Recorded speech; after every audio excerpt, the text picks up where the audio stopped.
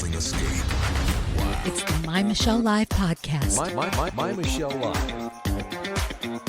Hey, thanks for hanging out. Thanks for making My Michelle Live part of your life.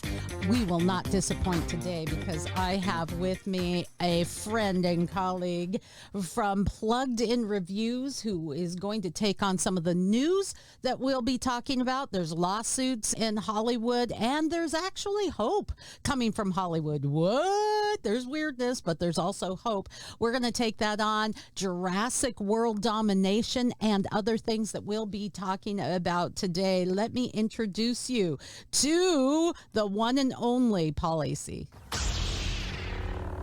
I'm Paul Asay. Here we are. Paul, glad to have you. We don't always get to connect, but when we do, oh, it's so much fun. Always love talking with you, Michelle. Let's get right into the news, shall we? Entertainment news. There has been, first, the lawsuits. Johnny Depp, Amber Heard, finally done. And honestly, other than feeling like a voyeur into the train wreck, an absolute train wreck of a relationship and an overindulged life, was there any real purpose to following it? It was like watching a horror film, actually. I mean, right? It really was. It was stunning just how much interest the trial really drew, because it was on everybody's mind, everybody's lips. I tried to follow it as little as I could, and yet I was still sucked into it on the periphery. And I think it really does just suggest how powerful celebrity is. I think that most people were thinking Johnny Depp was the good guy in here because he's the most famous. I think that you have a lot of issues where in some ways this was one of those weird trials to me where it feels like, I don't know if anybody really won or lost. It feels like both of them lost because both of them were dragged through the mud. But at the same time, both of them won because they were able to increase their visibility. I think that Johnny Depp wanted to get through this trial with his ability to make movies still intact. And I think I would disagree just a little bit in that I don't think Amber Heard came out on much of a good side. I think she's losing out like Johnny lost out. I also think that there was another issue that is less talked about, and that is men are abused as well. There's been a lot of abuse cases coming out of Hollywood, focusing on children, focusing on women, #MeToo, but we don't often talk about the abuse. Men in relationships, in romantic relationships, face more abuse than women do, but it's not talked about for many reasons. So I think if there's anything good coming out of this train wreck, it may be that issue that we can talk about. Now, there's some other stories coming out of Hollywood in the lawsuit area. Hollywood star Kevin Spacey has to face a civil lawsuit. And it's alleging that he made unwanted sexual advances on a 14-year-old boy. And a judge has ruled in that. Come on. Bill Cosby gave a video testimony denying sexual abuse of a teen back in the 1970s. Harvey Weinstein served with a new lawsuit accused of sexually assaulting a 16-year-old model. And it might be worth considering that the result in Hollywood of this, you see it in films, unrestricted, can we say sin, leaves unimaginable devastation, Paul.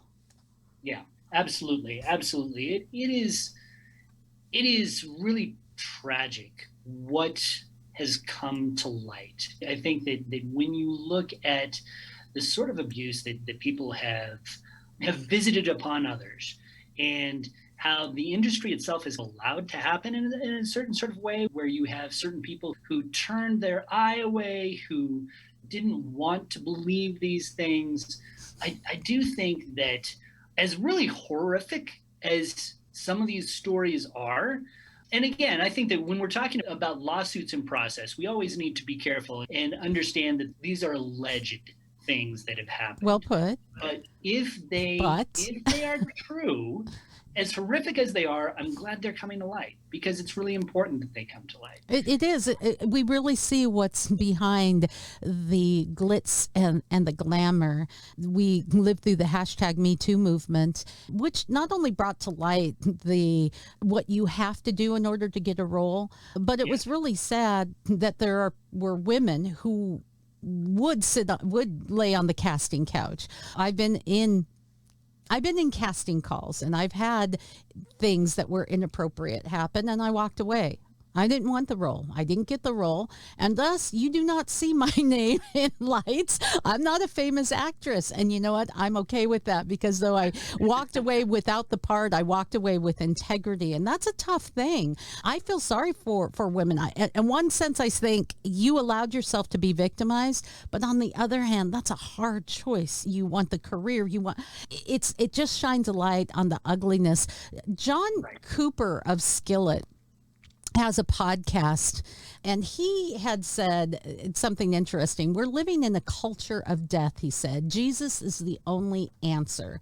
He discussed the recent mass shootings, America's high suicide rate, the cultural promotion of abortion, and how they really tie together. And it's something we've been talking about on My Michelle Live, that when you have a culture of death, when you teach in schools that we came from goo and we're nothing more than animals. Well, animals, it's survival of the fittest. When you teach that abortion is an option and it's really okay, then when we're not protecting life in its most vulnerable state, then what is life anywhere else? How I treat you when I just go after my animal instincts instead of living for something deeper. And I think he put it let me also say that while America has descended into a culture of death, there are some other, and lawsuits abound. There are some other lawsuits, maybe not be quite as weird, or maybe they're weird, but as devastating. First of all, check this out. Have you heard about this? The Nigerian designer Ugo Monye filed a lawsuit against the producers of Coming to America 2 over copyright issues because, their stuff looks the same. So, yeah, that's a real lawsuit. Another lawsuit is with Top Gun. You heard this one, right? I don't think so, no. Really? Okay, so Paramount was hit with a Top Gun Maverick copyright lawsuit. The movie is actually based on an article, and the folks that own the copyright to that article claimed that the article's Paramount's rights ended in 2020, and that the filming for Top Gun Maverick wasn't complete until May 8th of last year. Paramount says not so true, but yeah, there's weird little lawsuits besides the completely, oh my gosh, I don't even want to know lawsuits that are going on out there. Top Gun has, by the way, stayed on top. It seems that some of these less woke movies, less preachy movies, were inundated with messages, social awareness and social justice messages. And Top Gun stays well away from that, and yet it has remained on top. Jurassic World, though, is taking on Top Gun and aiming for 125 million domestic starts. So big deals there. Some big movies. Yeah. Big deals. First, let me just say that I think that those Coming to America fashions look super, super comfortable. Right? I hope that they smoosh into the mainstream, because if I could wear that to work, man, I think I would just be like 15 times more productive. Oh, I love wearing some of the Indian fashions for women. They're like wearing pajamas. I absolutely love it. So they look so good. And after all the COVID, where most of us stayed in our pajamas and just put on a business jacket if we had a meeting, I think it's time. There's some other things that are happening, though, that are good news. So let's get away from some of the weirdness. Angel Studios raised $5 million in 1 week, and it's all to enhance their streaming app. They are a faith-based family-friendly streaming platform. And they're behind the series The Chosen. Last year, the company raised 47 million, something like that, Paul, in revenue on original content alone. They're also the founders of, the creators, I should say, of VidAngel, which is a filtering service you can restrict profanity, sex, and violence from TV shows. So you can watch the films you want to, but get rid of some of the things that you're just like, yeah, that's not for me. The things that some of us fast forward through anyway. Mm-hmm. Yeah, I tell you, I think that when you're talking about that kind of money that is being raised, it is really impressive. And I think that actually goes to point to the type of quality that you find in The Chosen. It's fascinating to me that sometimes when you talk about within the world of Christian entertainment, people assume that Christian entertainment is not going to be good, but we should support it anyway. That is changing, and it has been changing over the last 4 or 5 years. But when you talk about a show like The Chosen, I can't tell you how many people really have become enamored with this show. It has become such a huge deal. And the reason why, it's because it's really good. Mm-hmm. People are not tuning in. They're not watching it. They're not streaming it because they feel like they should. They're tuning into it. Let's be honest. That was the way it was with Christian films maybe prior to 1990. You watched it because you should. Let's go into church on Sunday when you don't feel like it. And you see this gradual progression. Ever since I've been working for Plugged In, I've had the joy of actually seeing the Christian entertainment space really improve year by year. And I think that when you look at The Chosen, the quality that is behind it, the writing, the acting, you just feel that this is a quality show that you can not only feel good about watching, but it's entertaining. It deepens your understanding of the Bible. It makes you think like really good prestige TV should. Good storytelling. And so I think it's proof that when you create a real quality Christian piece of entertainment, people will come, people will follow, and I think that's gratifying to see. That leads me to one of our final news stories, and that's the Kendrick brothers are at it again with a new inspiring film that spotlights adoption from a real life story. Now, you know these bros from the faith-based hits War Room, Overcomer, Facing the Giants, Fireproof, type of movies that Christians love. They love these films. But there was one critique, I don't know if you felt this way, but I did, that being fictional stories, they all got boxed up and tied with a ribbon too perfectly. In other words, they weren't real life like. So this time, they may be hitting that lifelike mark because this is based on a real story. They're focusing on two families brought together by the birth of a baby and adoption, and it's called Life Mark. It will star Kirk Cameron and be in theaters for just 7 days. Let's look at the trailer. Melissa, what are you going to do? We got the call. We have a son. Are you sure? You want to talk to him? I don't think he'd want to talk to me. I know that he is 18, but why now?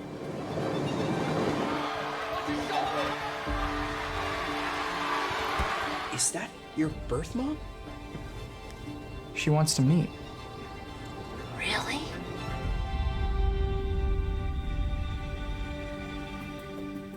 This is the first film that we have made that's based on a true story. It's a story about an 18-year-old girl. She delivers her child and places her son up for adoption.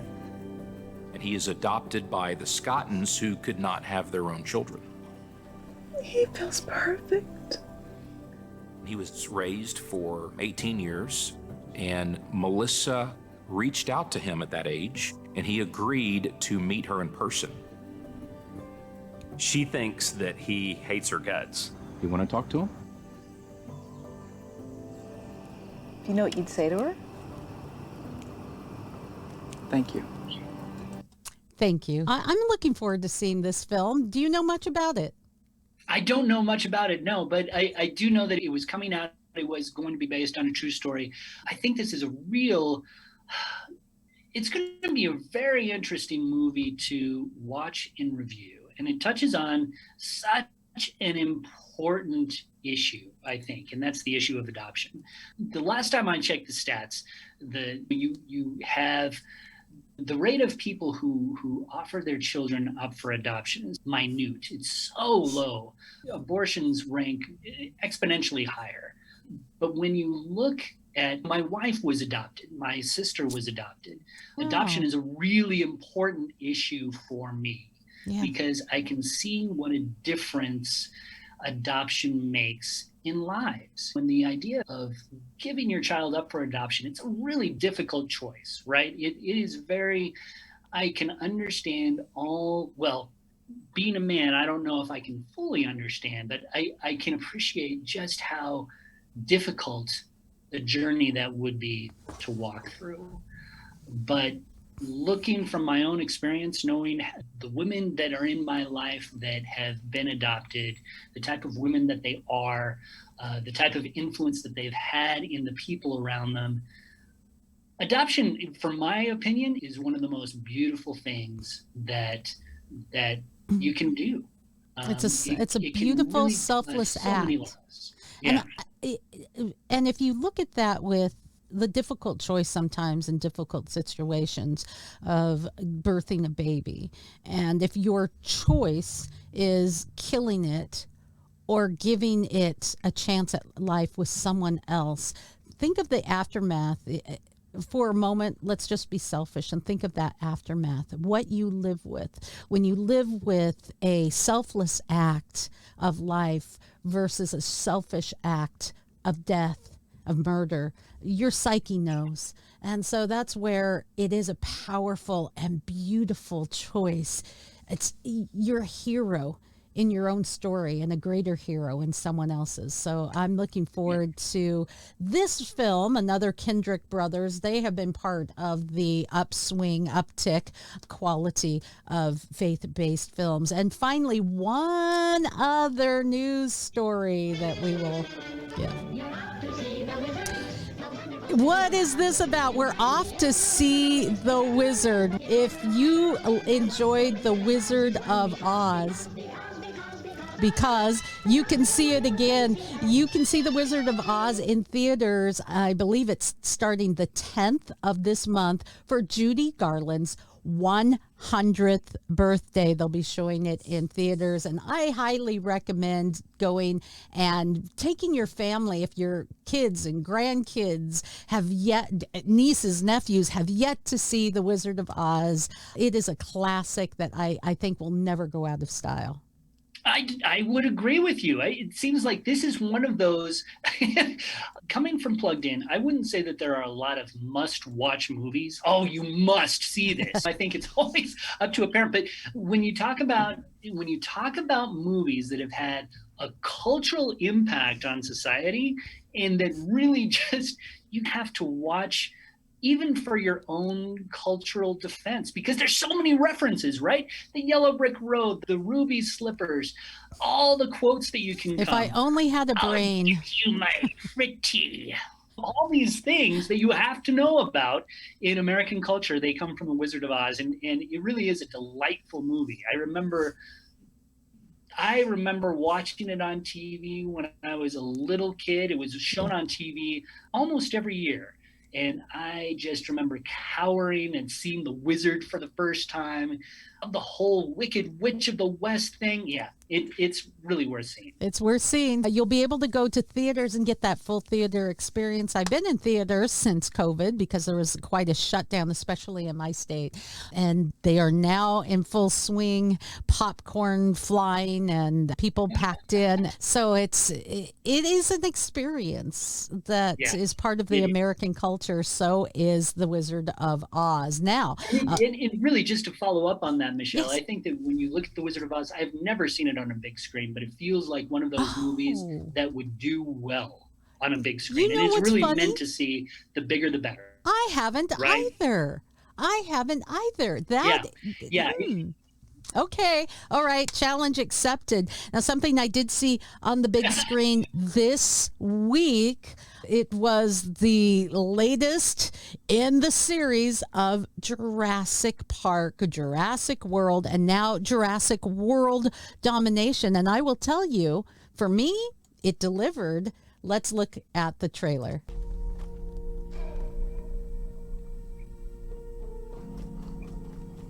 Blue had a baby. That's impossible.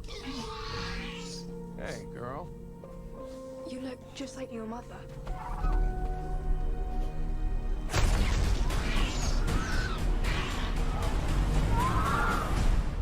I promise you, I am gonna get her back.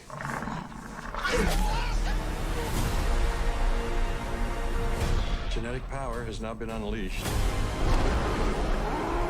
We made a terrible mistake. The doomsday clock might be about out of time.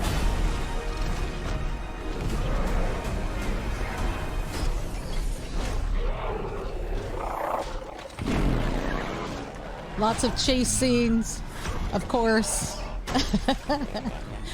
Dinosaurs, part of the city landscape. You can't get away from it. So there it is. Let's talk Jurassic World Domination, Paul. Goodness gracious. I think the trailer said it all, right? This is a movie about dinosaurs chasing and occasionally eating people. That is really the charm of the entire franchise, right? From beginning to end, it's all about dinosaurs chasing and eating people. That's why people go see these movies. And there's a certain charm to that. Now, this particular movie, it features a lot of very familiar characters. It is the 6th in the Jurassic Park / World series, and it features some very familiar characters. Essentially, you have, if you haven't seen the 5th movie, all of the dinosaurs that were on this particular island, they escaped. And so they are causing a great deal of problems around the world in general. You have dinosaurs causing traffic jams, they're wrecking buildings, they're wrecking cars, and sometimes, of course, they're eating people. This is not exactly the best of scenarios. And essentially, all the world governments ask this one company called Biosyn to round up the dinosaurs, put them on this compound away from the rest of society. Now, here's the deal. If you remember way back in the very first Jurassic Park movie, there was this guy who gives Ned, this nerdy guy who gives this guy essentially a shaving cream canister so that Ned can smuggle embryos. This guy, the shadowy guy, wants to steal these embryos for his own company. Guess whose company it is? It is actually Biosyn. He is now in charge. That very guy is now in charge of Biosyn. His company is up to no good. They're doing a lot of terrible things otherwise as well. Ian Malcolm, who is played by Jeff Goldblum, he works for that corporation. He knows that they're probably not doing what they should, so he brings on his old pals from the original movies to help flesh that out. Meanwhile, Owen and Claire, who are part of the Jurassic World franchise, they're, of course, dealing with, as you saw, this kidnapped dinosaur and this kidnapped girl that they need to get back. All their stories come together. It's a pretty interesting story that talks a lot about this evil corporation. But if you're going here for deep thoughts, nice intellectual musings, this probably isn't the movie for you. It's really about dinosaurs chasing and eating. And you know what? That's okay. Top Gun, the same thing. It's not necessarily deep thought. Although I will say at the end of the movie, there was this moment of contemplation and can we not all get along? And I scratched my head because it did seem out of place with all of it's just all about munching and trying not to get munched. I thought to myself as they were saying, we all share this planet. We're all here together and we should all try to coexist. And it shows a dinosaur, aquatic dinosaur with big teeth nuzzling up to a blue whale. And yeah. I've no words. I've no words. And that's where it's where we get to the God story for me.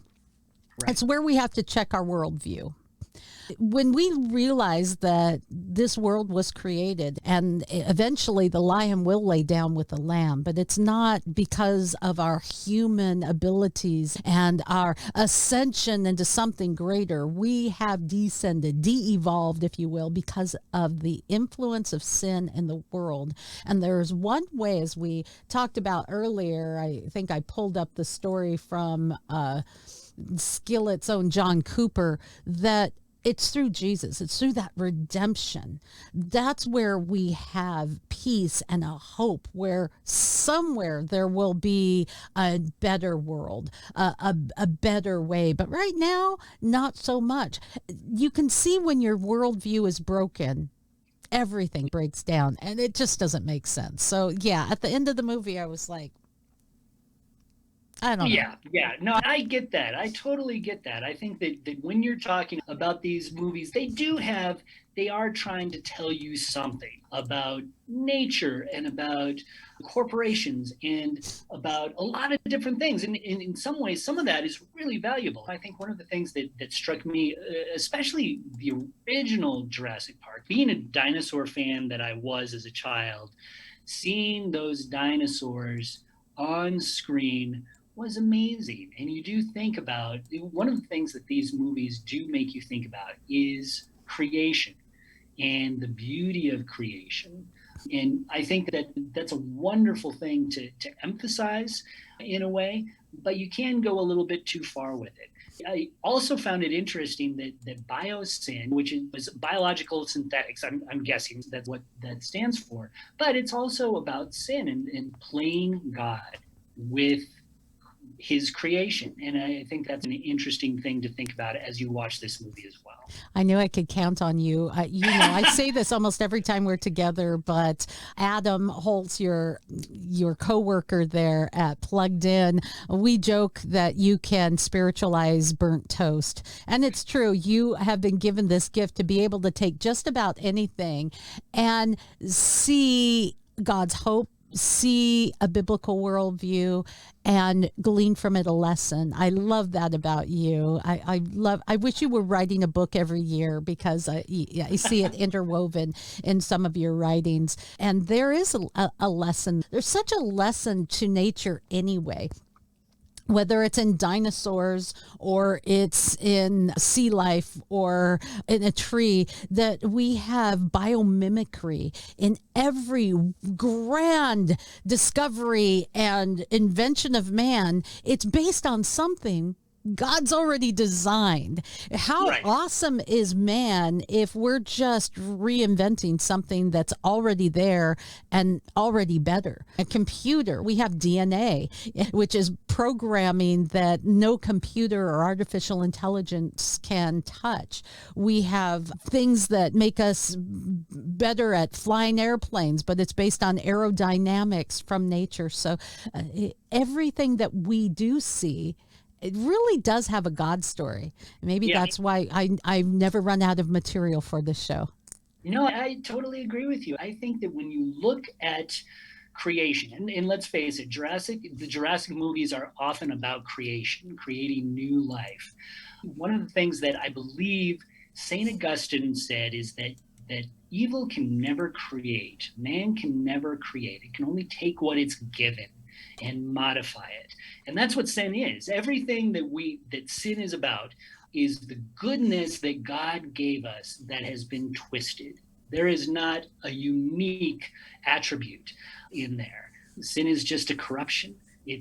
I think I heard it described one time as the moth in the fabric, as the hole in the bottom of the tub. And I think that's something that we need to be mindful of as our own creations become so advanced that what we're doing is really just mimicry. It is an homage of the greatest creator of all. Come on. And when we create, even when we create works of art, when we create even podcasts, there's a certain sacredness about it, because in so doing, we are taking what God has already created and mooshing them into something that hopefully honors him and honors what he has given us. Well put. And yet, Hollywood, as we saw in some of the news stories today, moves so far away from that God story. And even in nice productions, we don't see that God story. And I'll leave our final review today from Marvel Studios' Miss Marvel, which is seen on Disney Plus as an example. It's the first Muslim, can we say, is it Muslim? Yes, Muslim character? Correct. And I'm going to venture to say we're not going to see a born-again Christian character. I mean, maybe Marvel Studios, the closest we came was maybe Captain America with some traditional values and a brief mention of God in some of the older films. But I don't think we're going to see that much in this, but I'm going to just play a moment of the trailer and I'll see what you have to say. Marvel Studios. Okay, so first off, I just want to say, I get it. You get what? High school. Kamala. Another adventure shirt. Cute. She thinks I'm some kind of weirdo. You are a weirdo. Boys. Excuse me. Yeah. You're on my shirt. Sorry. But you're staring out the window in your little fantasy land. Kamala, hey, already? Really? Come on, like... Do I have to figure out my whole future before lunch, or is there like... Being a superhero and a high school student seems to be at the heart of Miss Marvel in a nutshell. Absolutely. It's the newest show from Disney Plus, is an interesting show for a lot of different reasons. As you mentioned, she is Marvel's first Muslim superhero. She is in high school.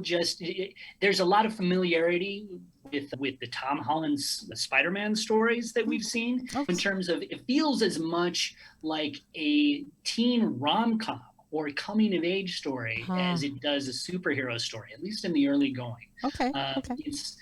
And honestly, at least in the early going, we never know where these things are going to go. But from what I've seen, it is surprisingly fun and surprisingly encouraging. And oddly enough, what you say is absolutely true, Michelle. We're probably not going to see a born-again Christian in Marvel's cinematic fold anytime soon. But wouldn't you love that? It would be great. It really would be, because... my superpower is I'm going to pray. Maybe it's time. Maybe you and I need to produce a superhero film. Let's do it. No, they're missing a really wide audience. We know how many Christians, you and me included, are superhero fans. So I think that they're missing a good chunk of their audience. But the thing about Kamala Khan, the main character in Ms. Marvel, she not only is a teen, she not only is a superhero, but her Islamic roots actually may make her a little bit closer to the Christian in the audience than separate her. And let me explain that. When you see her interacting with her parents, it feels very much like I remember interacting with my own conservative Christian parents as I was dealing with growing up. You want to do things that your parents don't want you to do. Your parents are telling you to be good, to dress modestly, to do what they've raised you to do. She's pushing against that a little bit, but that she still values her parents. She still values her faith community, even as she's trying to figure out her place within it all. She is definitely Islamic, but when you see just a cultural impact, the things that she deals with, it can feel familiar to what you find in many Christian and evangelical Christian families. I like that. Between the culture and how you were brought up. And I'll tell you why I like that. Not only does it make it easier to watch because it's not no holds barred, but I think it also helps as someone who isn't Muslim to understand maybe, and that does bridge gaps. That's one of the beauties of presenting differing lifestyles, is that people become human. Even if you don't agree with their lifestyle, even if you are diametrically opposed, when you see it, it humanizes. And as people of faith, I'll be a big critic of Christians who treat people who think differently, who have a different religious bent, who are opposed or atheistic, treating them like they're the enemy when they're not. They're people. They're people we're sent here to love and converse with and be in relationship with, as Jesus did when he walked the earth and hung out with the people that all of the religious people were like, oh, we don't associate with them because we're just so godly. No, you're really not. So that is something that is an absolute positive, and I think I'll give it a watch. And I hope what doesn't happen, as I've seen with many of the series on Disney Plus, it starts out sweet, wholesome, and fun, and then becomes dark or ugly or over-sexualized. So we'll see what happens. But if you want to know before you go, you can find out here.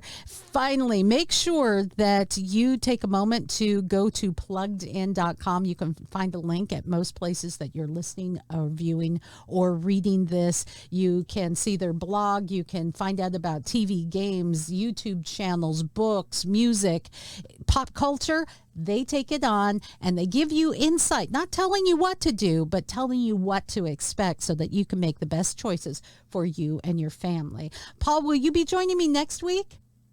I certainly will be. I'm looking forward to it. All right. It's a party. Looking forward to it. And thank you for watching, listening, viewing. Share this. Like it. Subscribe to it, because the more you do, and to other shows like this, you spread the God story, and that's what it's all about. Thanks for watching.